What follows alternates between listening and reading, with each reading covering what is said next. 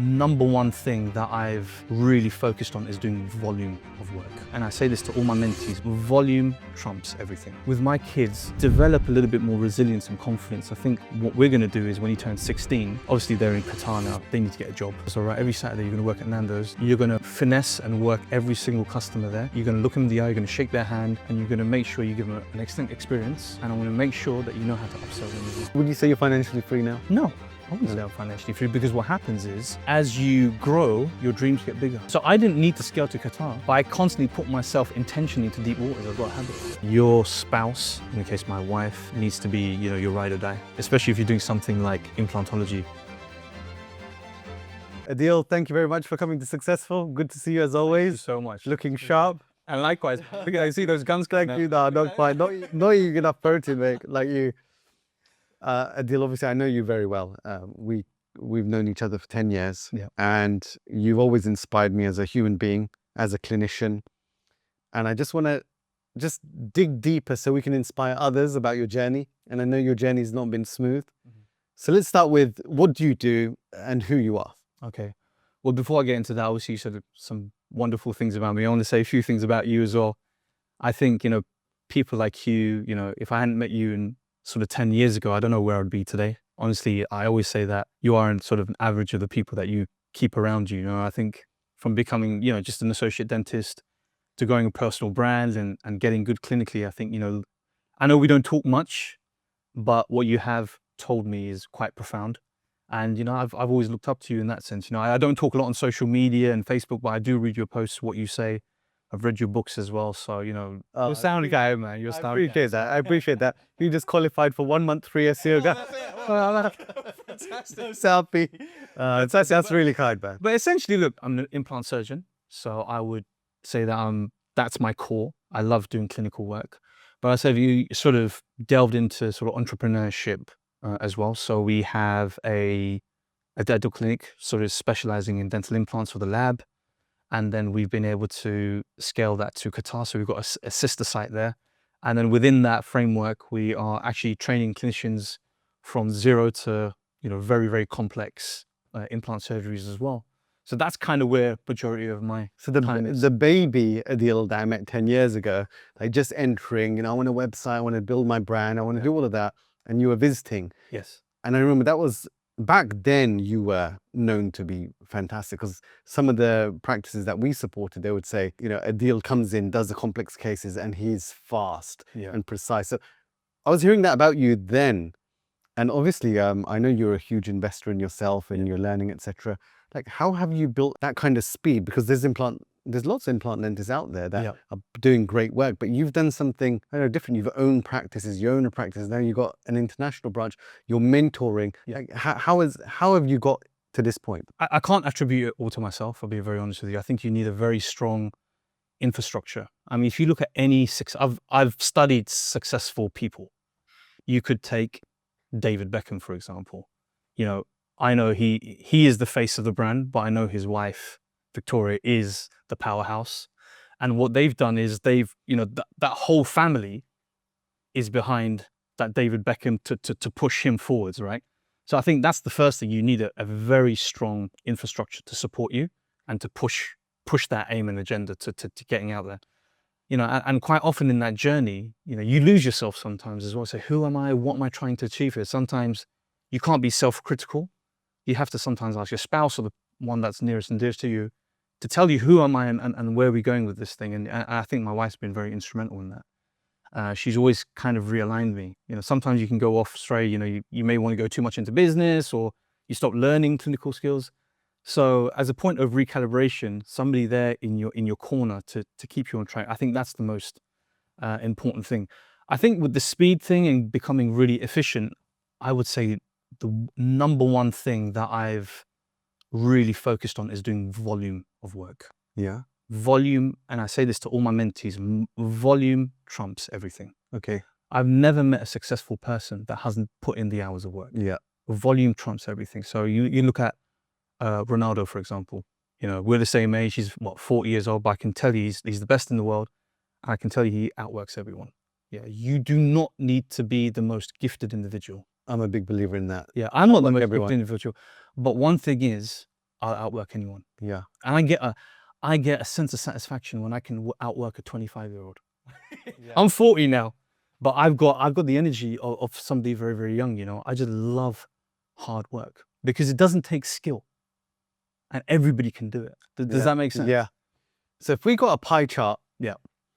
and there was clinical, work ethic, hours put in, communication, like what would that split be? See, the work ethic allows you to build in the other departments. That's the crux of it. You know, when you're putting the volume of work and work ethic into it, that will automatically get you better at communication. You're seeing more patients. You'll know where you've messed up, and then you can audit yourself, right? You can do more procedures and then review your procedures and audit your own work. You can't expect to be great at something without doing the volume. I just don't see it. I mean, you must see it in your craft as well, right? Well, look, in the early days for me, Yeah. everyone would put me on a pedestal. They're like, we love your designs, we love this. It's almost, I was invincible. And then when I received negative feedback, I remember once there's two sisters it was Eid day. Yeah, I was with my family. They wrote me an email. I was much younger, like in my 20s. And the email was, if I read it back now, it's probably just a normal email. Yeah. But at the time, that feedback felt like a punch in the throat. And I remember I was teary because I've never received negative feedback. It's toughened me over time that, you know, that feedback allows you to become better. And if you say, oh no, they're wrong, that's incorrect. We have to listen to every bit of feedback. So I guess yours is harder because you're in people's mouths. Things can go wrong. They don't always go to plan. What kind of challenges have you faced and how have you overcome them? Well, I think that's a question I get asked quite commonly. Yeah. And the short answer is, in my career, I've worked in sort of I did a lot of dental implants through corporates, and I've had very good sort of owners and bosses that have been very critical of me. So if you don't have thick skin, they'll make you develop thick skins to you know, because they had my best interest at heart. But when it comes to sort of feedback and sort of mental resilience, toughness, I think it started from school days, to be honest with you. I went to a very tough school. I didn't have a silver spoon in my mouth. I went to a really, you know, rough school. And I always say to, you know, like, if a guy, it's quite funny actually, if a guy is waiting for you after school with a hammer to crack your head in, that's anxiety to me. Yeah, and I've had that. I've had guys waiting for, like, you know, and how you maneuver around that, you know. So when you're dealing with a complication surgery, like, you kind of know how to, you remember that anxiety that you have and you know how to temper it. So I think for me personally, I'm not saying that everybody needs to go through that experience, God forbid. But what I'm saying is that I've been used to that sort of anxiety and how to temper it in that situation. Yeah. You know, I've done a lot of mixed martial arts when I was a bit younger as well. I think grappling is great for individuals, being in very, very uncomfortable situations and getting used to deep waters. Yeah. I think that prepares you really, really well for surgery. I think I've seen a trend that those, even myself, who had quite an average upbringing, no sort of private education in particular, or not too much wealth in the family, they're able to connect with people on all levels. Yeah, 100%. Have you found that? I have found that. I have found that. I think, I'm not saying that people that have been privileged aren't humble, but what I'm saying is, you know, you've seen the good days, you've seen the bad days. Yeah. You've just seen a bit more. You've just seen a bit more. And you can just resonate with people. Yeah. A lot easier. That's what I found. Yeah, definitely not private education bashing, but if you've not come from too much and you've been exposed to a lot more, you can understand what's happening in that person's mind a bit better. Well, this is the challenge I go through every day. You know, like, you know, I'm blessed to put my children into private school because I didn't want them to face the challenges I had. But then again, is he going to give them that resilience? It's a constant toss-up. You know, all parents are battling with this question. I see in the Facebook groups that I want to give them tough love, but also don't want them to struggle. Well, this is it. Yeah, can you imagine like hearing that there's someone waiting for your child? Oh my God, no, my mom, if my mom sees this podcast now, she'll know, but she doesn't know this. Bro, you're a 6 foot tall kid, man. It's tough, yeah. So what did I should have told my mom at the time, but, you know, I remember they're going back where I was like, how am I going to get out of this? I have no idea. But, you know, I think the way I spoke to my wife about this, you know, with my kids, to develop a little bit more resilience and confidence, I think what we're going to do is when he turns 16, obviously they're in Qatar now, you know, they need to get a job straight away. Yeah. My eldest loves Nando's. So it's all right. Every Saturday you're going to work at Nando's. Yeah. You're going to finesse and work every single customer there. You're going to look them in the eye, you're going to shake their hand, and you're going to make sure you give them an excellent experience. and I want to make sure that you know how to upsell them as well. So Brilliant. building that confidence. Retail experience. Retail is the best. My dad was 40 years in retail. Wow. Yeah, and then I did retail. My first job was in the ladies' shoe shop, so I learned sales there. Ladies' shoe shop. Ladies' shoe shop. And then my next job was in. I'm the way to any jokes about that because we've got all our audiences here. There's a ladies' shoe shop in North London. Nothing as exciting as no jokes about no, definitely not. Yeah. But yeah, I mean, I think sales experience and what sales gives you is the confidence to speak to people. Yeah. From different walks of life. Actually, one of my clients before dental was Europe's largest McDonald's franchisee. Exceptional man. And once I went to a McDonald's near his office and I knew his son. His son was serving. I was like, what? You are multi-gazillionaire. And he said the same thing. My dad wants me to work here so you can, so once I understand this, then I can come to the head office. This is it. This is it. And the kids, I mean, they don't really understand the value of money right now. Yeah. But what I'm hoping, because they've got this, you know, this Go Henry card. I don't know if your kids are saying, they got Go Henry card. I get pinged on my phone. He's bought another Fortnite skin. Oh, it drives me mad. Yeah. But once they learn the value of earning £7 an hour or £8 an hour, and then how quickly it is to spend it, then I think then they'll understand it. Shit, bro, I took my daughter to a restaurant, and she wanted a drink that was £10. I said, you crazy, £10? What kind of drink is this? She said, this like, so I've seen drinks that are even £20. This is my price. God. So they bargain with you now. Can you believe it? I've still got a habit. I still, you know, look, I still go around the house switching lights off after kids. Is it going to make a difference if I do that? Yeah, I do that. I'm trained to do that because my dad did that. I'm trained to do it. My dad used to go mad if you left the light. Yeah. I mean, they're all energy efficient. It's not the fact, you're not going to really save money, but it's just the discipline of just don't waste. Yeah. Don't waste out. Constantly, you know, have you switch the lights off, you know, and it's just, you know, these things, I think we still need to, you know, really, really respect these things. You know, all the kids will lose total discipline and anything. So when I hear your story and what I know about you, aside from the love that you got at home and the structure, you are self-made, and you can't just turn up in this industry and become amazing without some challenges. So tell me about the earliest challenges. You must have faced some. Oh, I mean, where do we start? I mean, are you talking about after qualification, before qualification, or let's say after qualification? After qualification. So I think the first major challenge is that I decided to get married very young because I just wanted that support. I wanted to just. Is that a religious belief? I'd say it was a religious belief. Yeah. Our Prophet Muhammad, peace be upon him, you know, he got married at the age of 24, 25. So I had it in my mind that I wanted to get married around that time. Yeah. Yeah, 100%. That was on my mind, and I, you know, actually, I probably shouldn't say this, but when I met my wife, and you know, we were doing the marriage thing, she wanted to delay it another 9 months to a year. Yeah. Because she's got family in America that wanted to come. I said, if you want that, I'll marry somebody else. It's usually the other way around. She's like, oh, we better run this thing in a hurry. That's also a red flag that you're in a hurry. I better check him out. But she made a good investment. She made a good investment. I made a good investment in her. And actually, because I kind of, you know, my mum always wanted to, you know, help me find a girl, you know, introductions, you know how it is. Culture, right? But because I got introduced to her, it was a big thing, you know, like, you know, and that's like taking a big thing away from your mum. It's to help you on that journey, make introductions, you know how it usually works. But I went on a whim and I kind of picked it myself. It's a big risk, you know, at the age of 24, 25, you know, not consulting your mum, thinking this is the woman for me. And to be honest, I got introduced to her, and on the second meeting, I said, I'm ready to get married to you. We went out to Tinseltown. Yeah. Remember Tinseltown? Yeah. Yeah, we went there. I said... Farringdon. The other one in Queensway. No, not Queensway. Where is it? And this is an advert for Tinseltown. Now we got nothing in Tinseltown. Hampstead. Okay, so the small one. Oh, so we went downstairs and I said, well, you know, I think I can get married to you because I don't need to, and this comes to the way I treat business. I don't need to be 100% sure on things. I just execute.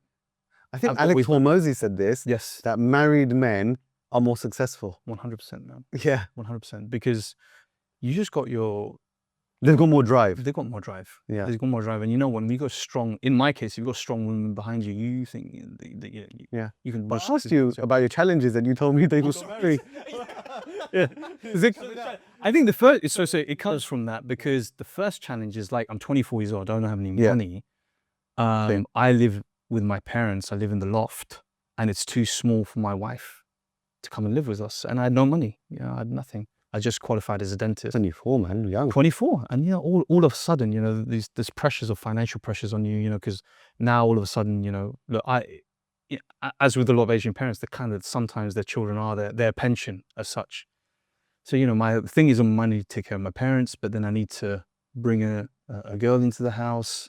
The loft is too small, so I had no money for that. So I was working for my mentor, who's still my mentor today. And I mentioned it in the book. So I said, the only real, my parents can't help me because they don't have the finances for it.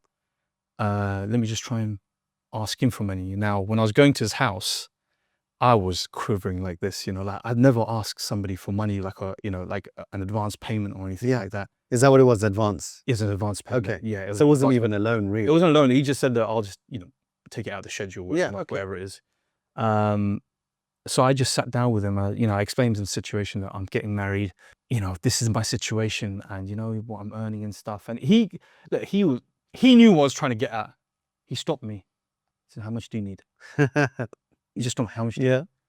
I said, £8,000. He didn't say a word. He turned around to his office. I kid you not, he turned around to his office. 2 minutes later, he comes out and gives me a check. He said, "Don't worry about it." And you know what? I spoke to him about this recently. I said, "Do you remember when he said, no, I can't remember." I said, "Well, I'll never forget that." Yeah, that's him being humble, isn't he? But he generally probably doesn't remember it. Because he's helped so many people. Right. And, I try and model my business around him because he's had his staff for like 25, 30 years. Yeah. He's helped his staff members' children go through university, he paid for the fees. Like, he's just been that giver. Like that. And that's how people magnetize to him. So I've always wanted to run my business a little bit like that. And so, yeah, I'll never forget that for sure. So I think that's probably the big one. That was a big challenge. And then the challenge, obviously, we had, I had my first child at 26, my second one at 28. Oh, wow. And there's 4 of us in the loft. And then kind of led us to our next challenge because I was so desperate to get financially free because it's tough. We've been in the house for 30 years. Everybody's on top of each other. So, I made a financial investment that I thought, great, we've done this now. So I said, look, family, let's all move out together. We're going to go into another house. We're going to pay £5,000 rent a month, and we're going to live happily ever after together. And that investment just went. So we did that, and the whole thing went kaput. And I have never felt so much pressure in my life. I remember this is 2015, 16, that around time. Not really that long ago. It's 10 years ago. 10 years ago. Yeah. 10 years ago, honestly. So that happened. And I remember my dad sitting me and my wife down. And, really, this is when it really hit me. I said, I call my dad, Papa, Papa, this is the situation, Papa, like, I know I did this and I did that, but, I don't know. I need you to, he was already supporting in the finances of the house. And he goes, "But I can't earn any more money." That's it. He looked at it, I can't. I've been in retail. I can't physically, because I'm employed. It's on you. Like, when he said that, like, it took the soul out of me. Now, because the realization was there is no one to help me. No one's coming to save. No one's coming to save my house. What had to change in that moment? I remember I couldn't sleep that night, and I was just with my wife, and I don't know what I've done. So I had to just look at a spreadsheet. These are my expenses, and I got to a situation. I used to work in South End and Sea at the time, so I said, you know what, I'm going to cut this food out. If I eat Greg's every lunchtime, I'll save this, and this is how I had to operate. But then I said, I can't keep doing this. I need to drive revenue, man. I can't squeeze out cutting expenses to move forward. You either squeeze your expenses or you grow your revenue. They both take effort. I think growing the revenue is easier and you won't be as stressed. So I said, I'll do a bit of cut, but I need to rocket my income. And that's where Mr. Memon came to place. I'm going to take zero credit because you have to be good at what you do. But I appreciate that. Yeah. So I just got, that's why I said, I know I've just learned implantology. I just need to double down in this thing. And again, that's where the volume came in. I was doing a treatment plan. This is patient's affordability. I'll do it, no problem. Do you think as men, we don't want to be failures, right? Especially when we're providers, where we've got that mindset. If I don't succeed, there's no other choice. I have to succeed. I have to. Is that what accelerated you? Do you think? I have to succeed. I feel like that's been my story as well. No one's coming for safety. This entrepreneurship is a very sexy word now, isn't it? Yeah. I want to be. I asked my son, "What do you want to be?" I want to be an entrepreneur. I said, "Don't give me that. It's not a sexy thing. You have to become an entrepreneur to get out of this situation. There's no choice. I had to do it, or the whole family sinks. That's it. I can't have that. So I'll work, and that's where obviously my dad and his 40 years of retail, but then that compounded my work ethic. Yeah. So I used to go south and unsea, then Because I've seen your dad leave the home in the morning, 5 a.m., see him at night. Oh wow. And 5 a.m. Oh, 5 a.m. 5 a.m. We're 40 years. But like this thing about what I might say is a bit controversial, but there's a big push for the men spend loads of time with the children. Yeah, I get that, but dad needs to work as well to get out of a situation. And this is a temporary thing, 5-10 years, whatever it is. So how we can have a nice life afterwards, right? And my wife's been very good in that journey, because she's always instructed the kids that, why Papa's away from work, because he's earning so we can provide food for you, clothes for you. That constant positive reinforcement in the kids. Yeah. So they've got a good vision of dad when he's not at home. They think, we still love him because he's doing all of this stuff for us. So it's what's being said to them at home as well. Would you say you're financially free now? No, I wouldn't say I'm financially free, because what happens is, as you grow, your dreams get bigger. Yeah. So I didn't need to scale to Qatar, but I constantly put myself intentionally into deep waters. I've got a habit of it. Yeah. To push me to my potential, my limit. So I don't just want sort of time zone. I changed time. Yeah. I mean, because in that marketplace, you've got a lot more. I feel there's a lot of opportunities there as well. Yeah. So when when you get your cash flow good and you sort things out, you say, right, am I going to settle for this, or am I going to keep pushing? For me, going broke or having challenging times, I refuse to accept that. So I feel I have to keep innovating. Does that make sense? So if I'm staying stagnant, something could happen. I need to keep pushing the boundaries, So how would you define success today? I think the definition of success changes with the passage of time as well. That's true. That's true. So as you're asking a 40-year-old man. That's true. Yeah, asking a 40-year-old man. I think success lies, I tell you what, right now in my house is 5 of us, plus my mum and my dad and my grandmother. And, before I went out to work, I kissed my younger daughter and she wrapped her hands around me. And I just thank God. To me, that's success. I've got my children that love me. I love them. They're healthy. And I've got a job that I'm very, very passionate about and I love. And I think I'm known as a credible individual. That to me is yours. Yeah. That's it. That's it. Do you feel colleagues and peers sometimes are chasing the other side of success, which is not that fulfilling? People can fall into that, and I've certainly fallen into that as well. Yeah. But the reality does catch up with you, because you may be chasing one thing, it comes to you, and then you realize, well, it's not that great, or you may get there and you may have a calamity in any other facet of your life, and then it recalibrates you very quickly. Yeah.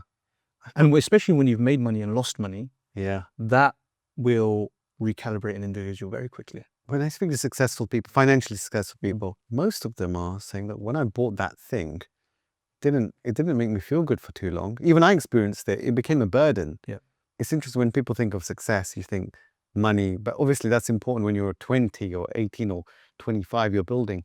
I guess that in some ways, like Shaz, I would say it's okay, because look, again, when you're 80, 20, I think an individual should have that zeal to push, and whether it's financially driven, that's okay, but you have to have checkpoints in your life. Now, if I'm trying to have the same goals as I did when I was 25, there's something, I've done something wrong. Yeah.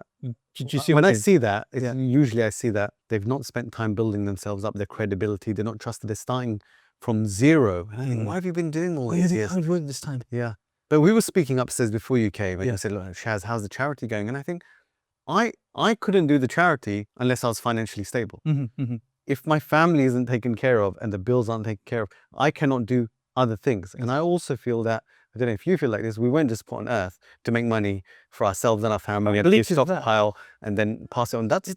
Life's more than that, right? Life is much more than that. What can you give to other people? Obviously, we're people of faith, and what you're doing, the charity sector, I found that remarkable. You get the time to push that and your business as well, and you know better than I that when you do things for the sake of God, or you are God conscious about things, it has a direct impact on the other facets of your life, and it gives yourself satisfaction. You know? Now, you could easily just say, right, I'm just going to go down hard into business, and you're just neglecting everything else. I mean, that's pretty bleak. It's a get out of jail free card. You could work 24/7 and your family will have to understand, oh, he's working, right? But do you feel fulfilled?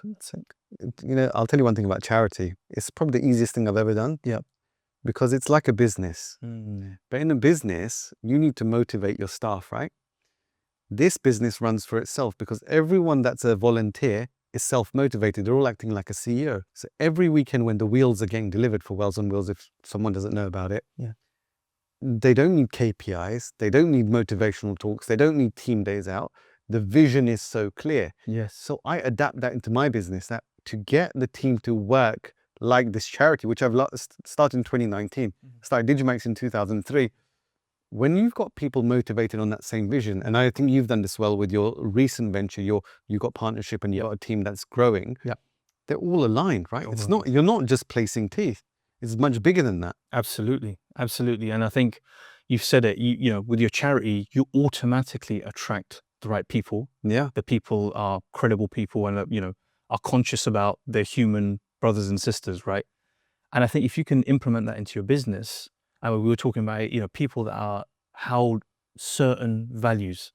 Again, in my business, I value credibility, integrity, and work ethic over anything else. If you can attract those, and loyalty as well, you attract those individuals, then, you got a real chance at really growing your business, Yeah. And, I'm really pleased to say that in our practice, the people that I have aren't just very transactional people. All the associates, all the team want to see that smile grow into something, I feel as a founder, you end up hiring mini versions of you without realizing it. Have you noticed that? You do. So when I've come across a scumbag founder, I've noticed his staff are scumbag as well. Yeah, exactly. Yeah, exactly. So yeah. But look, let's talk about your book. Sure. Yeah, Scaled for Success, available on Amazon, The Commodore Approach. Yeah. Why don't you tell us about it? Yeah, so listen, I mean, I think the first thing is that I've been thinking about writing a book for 10 years. I was on the road for 10 years to Norfolk, Southend, and you got a lot of time to reflect and think. So and from working in different practices, you pick up golden nuggets from everyone. Oh, yeah. Yeah, I was working in loads of practices. Yeah. Oh, that's great. That principal told me this, and this guy told me that. And, I've had mentors, and I've just, when you're driving to 2 hours each way, you just think about so many things. So one day I need to write a book. And the Komodo approach came from my Brazilian Jiu-Jitsu teacher, Zaid. He's a blind man. What? He's blind. That only happens in movies. I tell you what, I said, Zaid, are you really blind? Because when you're talking to me, you look at me. So are you having me on? Yeah. But you say, I just see a silhouette. But I tell you, Shaz, I have never grappled with a man of his strength. You just knows he can crush you with his chest pressure, honestly. So we do. No, I'm telling you, we do a pressure test. Yeah. If I can survive 2 minutes with a pressure test.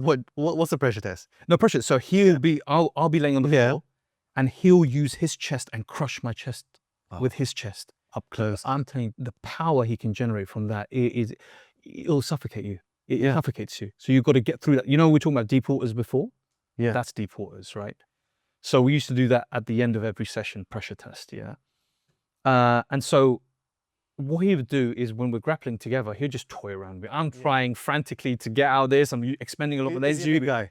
No, he's taller than me. Yeah. But he's just ripped, yeah. I'm glad you didn't say he's your size. No. If you're my size, totally came over. But the way he would sort of maneuver around me, it'd be just so calm and collected, right? So I'd be frantically moving, he'd just hold his position, and then slowly, at his own pace, move on to another position, let me expel somebody, and then move on to another position. And then beat the shit out of you. Well, he's beating the shit out of you while he's doing that. But if he wants to put a submission on, boom, it will come lightning fast. Proper Mortal Kombat vibe. Mortal proper. So, I was talking to him after one of our grappling sessions. I said, you know what, Zaid? Bro, you remind me of a Komodo dragon. The way you move, you're just so calm and collected. Komodo dragon, it's so proud. It's so, it's stoic in nature. And, but if it needs to turn it on, it will turn it on quick. Yeah. I said, you know what? That's exactly how Good thing you didn't take offense. Yeah, he did. He said, tell me about. I said, the way you do jiu-jitsu, this Komodo dragon stuff. I said, you know what? Business should be done like that as well. You know what? And I said, I've kind of done, without knowing it, I've kind of applied your principles of jiu-jitsu into my business because I learned my craft slowly, and learn and, redefine it and so forth. But when I'm ready to scale, I go all guns blazing into it. Success loves speed, doesn't it? Success loves speed, but at the right time. Not prematurely, yeah. So that's where the Komodo approach came from. So the whole book is like an instructional book on how, if you could be a dentist starting out your journey. And I give this all mandatory reading for all my associates and all my mentees as well. So if you want to be mentored by me, read this book first, then come back to me if I'm your guy. If I'm not your guy, it's okay. But this is what I'm going to be. This is basically my philosophy. And I love that it's not 200 pages. Nah, it's to the point. It's to the point. Shaz, look, do you know what? I've never written before. Yeah. I find it very difficult to write, so putting something like this together was very challenging for me. I'm more, I like talking. Street fighting outside your school.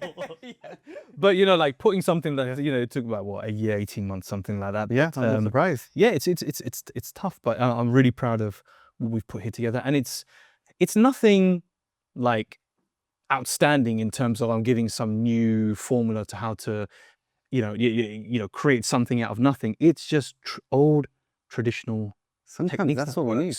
Yeah. Well, it's a blueprint to your success in a way. One thing I noticed when I was reading it, because through my own book writing journey, similarly, I've never written before. So I'd write a chapter and then the editor would say, write this again with less words. And write this again, a bit like wax on, Mr. Miyagi. I thought, what is this about? Is that, isn't it? Yeah. I said, I don't mind paying for extra pages. She said, no, rewrite it. And I developed this art form and I implement this in Digimax with my team. Yeah. Rewrite your emails with less words. The impact is greater. And when I saw your book, I asked you that this wasn't a ego tick box, I'm an author exercise. No. I feel you've done that because each chapter, straight to the point. You learn and you move on. If people aren't going to read your book, or if they get 10% way through, it's a point. I know dentists are busy with the time. Yeah, and I write the books like I do surgery. My book's mostly pictures. Yeah, I saw that. Yeah, it's a good read. Yeah. So I want it to be impactful. Yeah, I'm not doing it for my own ego. Look, this. I think this will genuinely help people. Look, going to me for a moment, right? When I went to collect Helena from school, my daughter, the teacher said, can I speak to you for a moment? Yeah. I said, yeah. I wanted to tell you something really cute. I said, what? She said, my daddy can collect me anytime. He's the boss. She's been saying that to people in the class. I started cracking up and I found that so sweet. Yeah. Not everyone's the same. For me, family, my daughter, is priority. For me, it's success if I can spend time, be there, just be there. There's never a moment. And I know that's difficult when you're trying to build something. So I started my business when I was 18. So I've kind of done those bits of working 24/7 a little bit early on. So I'm blessed in that way. But I feel that if I wasn't able to do that, there would be a guilt in me because the way I am. And I feel we're a bit similar in that way. And you've got 3 beautiful, healthy children. God, yeah. Tell me about that guilt because you are working a lot. You know, is there a guilt? I think there is a guilt, but my wife is really good at telling me, she says to me, Adeel, we know you're busy. We're all busy in business. My wife is part of the business as well. Okay. And she's always told me off, not for the quantity of time, but the quality of time. Okay. So she's you don't need to give me quantity, but when you are with me, be with me. Does that make sense? That's so, and I fail on that front as well. Yeah. So you're admitting it.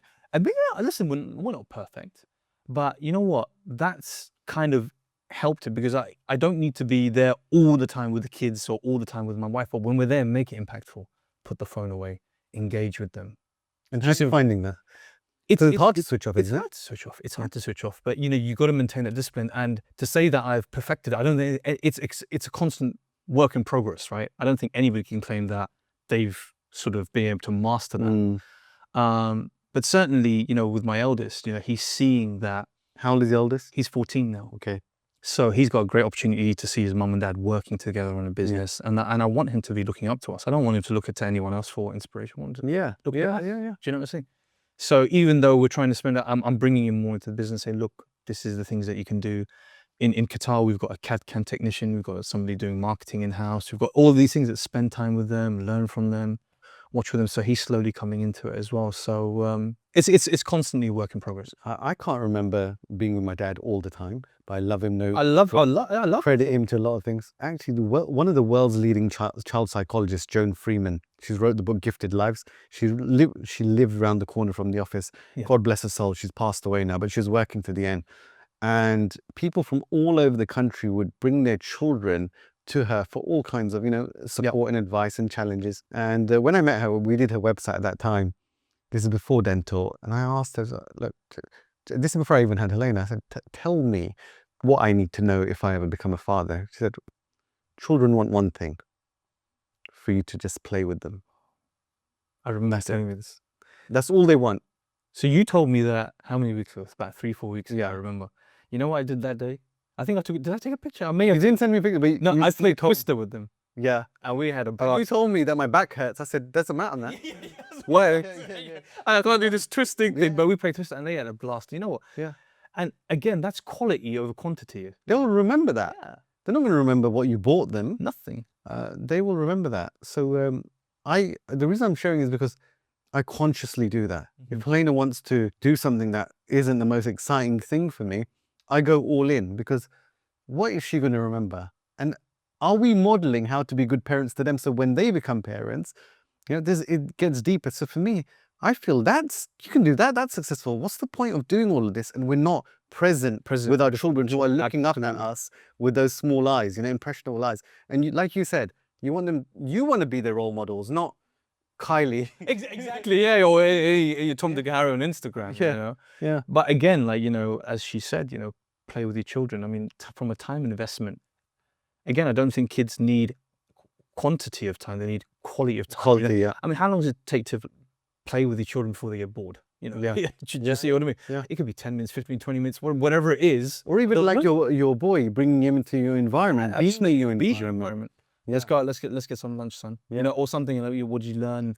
These sort of things, I think it makes it certainly a lot easier. I feel even then seeing how other people respect you, or being stopped in the street, or someone saying, oh, someone came we were selling lemonade outside the Digimax office the other day. Yeah. Because that's what she wanted to do. Right. And we had a card machine, everything. And a dental client must have seen it on Instagram. He came down and he's buying it. And she was looking like, oh, wow, my stall could be successful because dad put it on Instagram. So there's so many, we don't just have to sit there and play Monopoly. Yeah. There's so many things we can do with 100%. Them that integrates with our busy lives. 100%. I remember my son was showing his mate my website. He's like, yeah, my dad's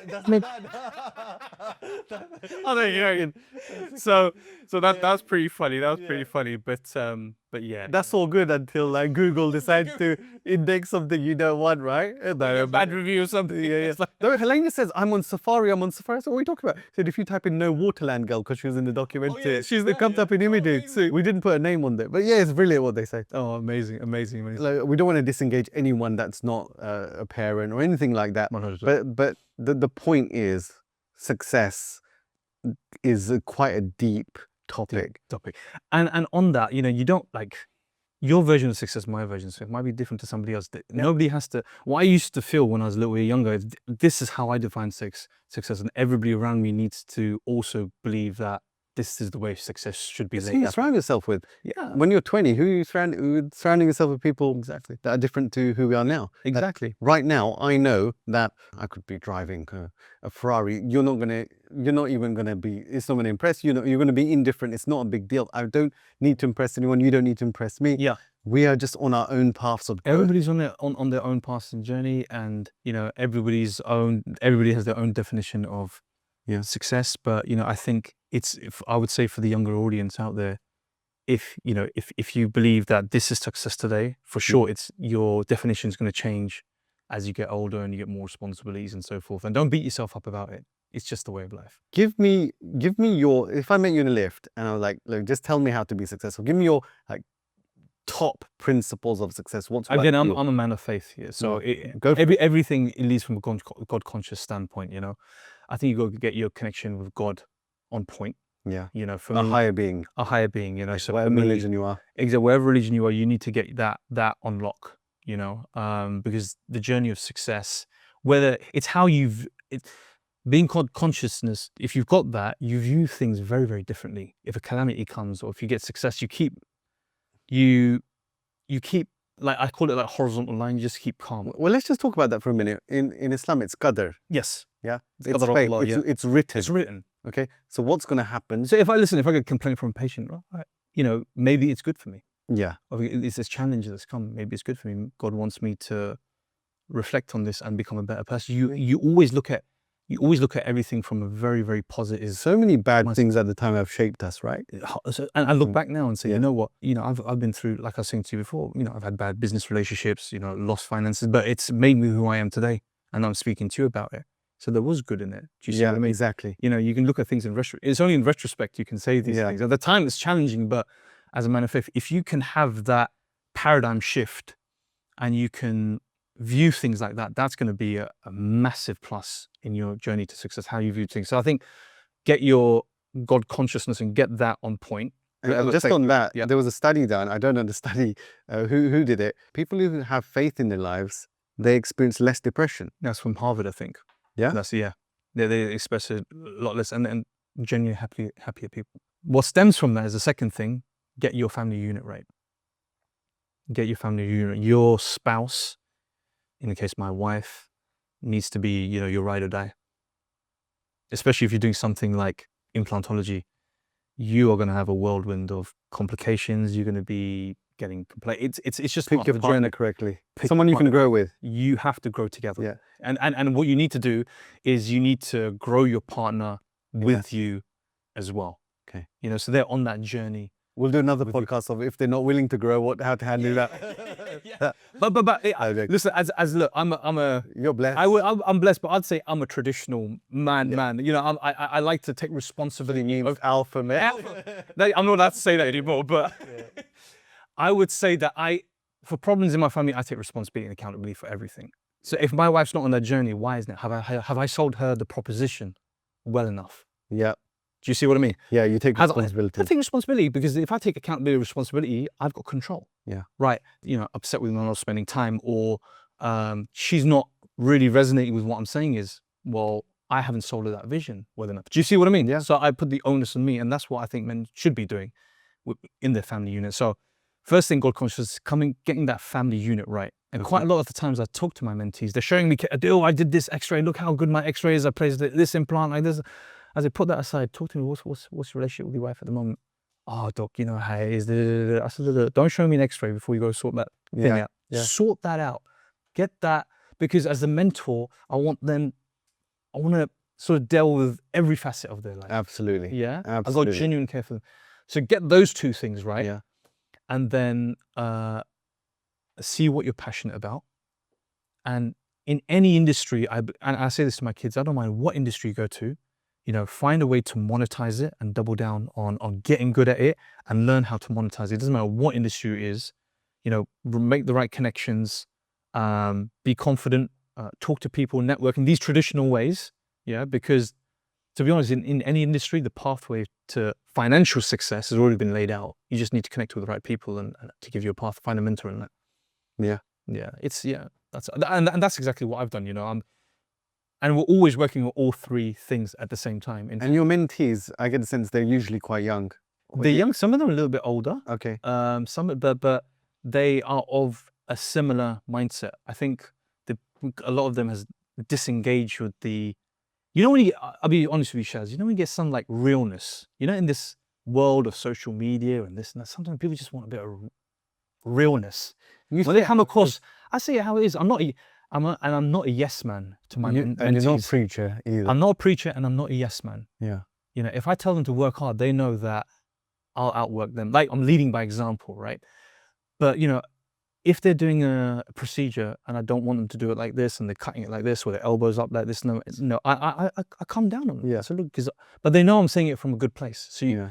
so I think a lot of dentists are looking for that now. Yeah. And that's kind of been lost a bit. And what's the vibe in Doha? You've opened a clinic there. Yeah. How's that going? Doha's fun, man. It's Yeah. it's a good life. It's a good life, and I'd say it gives me a lot less anxiety in terms of the safety of family. We know London's changing a little bit, so the kids. I mean, my eldest is 14. He can go out with his friends. He comes back midnight. Like no issues. He'll come back by Uber. You're not worried. Not worried. My wife can go out. She's made lots of friends there. Come back. No issues. I think, you know, it's quite typical in that part of the world. You know, you have a lot of in-house support as well. So we have a maid, and I tell you what, it is such a godsend. You know, like, because it allows, you know, after you work, you've got, you know, you just want to like rest at home. You want to know that the washing's done and you know, cooking. So when people say that better quality of life, is that what they mean? I would say so. But see, for me, it's a little bit different because this would be very appealing. But again, I like work. Yeah. I like to push myself. So for me, it was going from London to Doha, which is very relaxed. Yeah. So I found that transition very hard initially. When you travel back here for the clinic and the cases, I do 7 days. You know, people say that you're going to burn out. I say, well, you like, I've been relaxing there, but when I come back, I just work, man. Work. You'll go. I'm go. So what are you doing on the weekends? I'm doing 7 days. 7 days. 7 days, yeah. 7 days. Yeah. I work 7 days. When I come back so I do 4 days of working and then checking the clinic and stuff. And one of those days I might be traveling to one of my main practices doing complex cases. And then the 3 days, the Friday, Saturday, Sunday, I teach on my academy. Yeah. And then I literally go from the practice where I'm teaching, I go home, have a quick shower, and then from there to Heathrow Airport. Yeah. And tell me about the look. Like you've been working on your fitness. Oh man, you shaped yourself over the years. You did not have a high pony when I met you, right? It's a midlife crisis, isn't it? I'm getting Shah Rukh Khan, Jumejo Pathan vibes. You know, the idiot will do that. So just from the camera. Yeah, brilliant. I like it. I mean, you're rocking it well. I'll look stupid like that. No. I think you know how you think fitness is. I think that was the biggest benefit of Doha. Forget the business, just getting time to train, man. Yeah, I got a personal trainer there. That's one thing you can't outsource. You can't. Yeah. Do you know what my trainer said? There's 2 things you can't outsource. Yeah. One thing you could probably think about it. Oh yeah. This is a family-friendly podcast. This is a family-friendly podcast. Yeah. You can't. And I said this to my trainer. There's 2 things you can't outsource. There's that. Yeah. And there's physical training. Yeah. That's something money can't buy. You can't. Yeah. So I've just, you know what, I kind of neglected it, but I'm trying to, you know, really push it. And that helps you with your mentality as well. And I always say to my guys, look, you might be in this. I'm telling you might be in a. Don't change your circumstances, but if you're physically fitter, you can maneuver around those a lot easier. Those challenges a lot easier. You know, don't change anything. Just change your body. I'm telling you, you'll be able to navigate tricky situations a lot better. I agree. One thing I think I got out of this conversation was select your circle wisely, because when you're speaking, I feel like I get we are resonant. I get everything you're saying. There's nothing I can disagree with. Yeah. But having you in my circle and vice versa and other people like that, we elevate 100%. And we become better, not for ourselves, just for the people around us. So I feel we could talk for 10 hours. We could do it, man. And do you find as you get a little bit older, are you sort of expanding your circles, or are you just picking more quality of people to really... Obviously, we all know quite a lot of people, but what I find is like I'm just being a little bit more selective of people, because there's a lot of noise out there, you know, and your time is very valuable, right? So how do you navigate that? It's a good question. I feel my most valuable conversations now, where I'm meeting people, are with people that I haven't known for a long time. Because sometimes you can outgrow certain people and the relationships and their way of thinking. So you still have a lot of love for them. We're like, look, we don't think in the same way anymore. Now I'm on a bigger purpose. Yeah. And that's because I found that quite challenging. You know, I got my school friends and things like that, and you're not spending as much time. And you don't want to sound arrogant about it either, but it's just did you find that quite challenging? I don't find it challenging because I'm quite ruthless with my time. Yeah. I feel like either it's helping me or hindering me. And if I'm in a negative environment, if someone's always they've always got a problem. Yeah, it sticks on you, and I don't want to hear that. So I don't watch the news. I mean, I'll get to know of what's happening in the world. I don't watch too much TV. I might be considered quite boring, but I'm so selective of what goes in here 100%. because it can distract me from the bigger goals. The bigger goal is to help as many people as possible, Exactly. whether it be through Digimax, through charity, through books, through connections like this. So I'm quite ruthless with that. Exactly. And I think that extends on to getting advice from people as well. Honestly, I've said to my mentees, look, there's a lot of opinions out there, but my sort of view on getting opinions is I'd rather follow a couple of guys, listen to their advice. If they get it wrong, it doesn't mean that my decision-making process was bad. Does that make sense? Yeah. Makes It's still the right thing. The decision may be wrong, but the I'm not listening to everyone. I'm just doubling down on this, because you start listening to too many opinions, you're not gonna be able to move from A to B. Everything's you're gonna be conflicted in your head. Yeah. I'd rather ride with a decision, from a couple of guys that I trust, go with it. And if it good comes from it, good comes. If bad, well, that was meant to be, and we'll keep moving. Thank you, Adeel. Just before we end, this personal endorsement from me, Scale for Success. I've read this. People need to buy this. Thank you so much. Excellent book, not a big read, available on Amazon. And you said all profits go to? All revenue, not even all revenue goes to. All revenue goes All to. revenue So goes to it. beyond profits. Beyond profits, yeah. Fantastic. Thank you so much.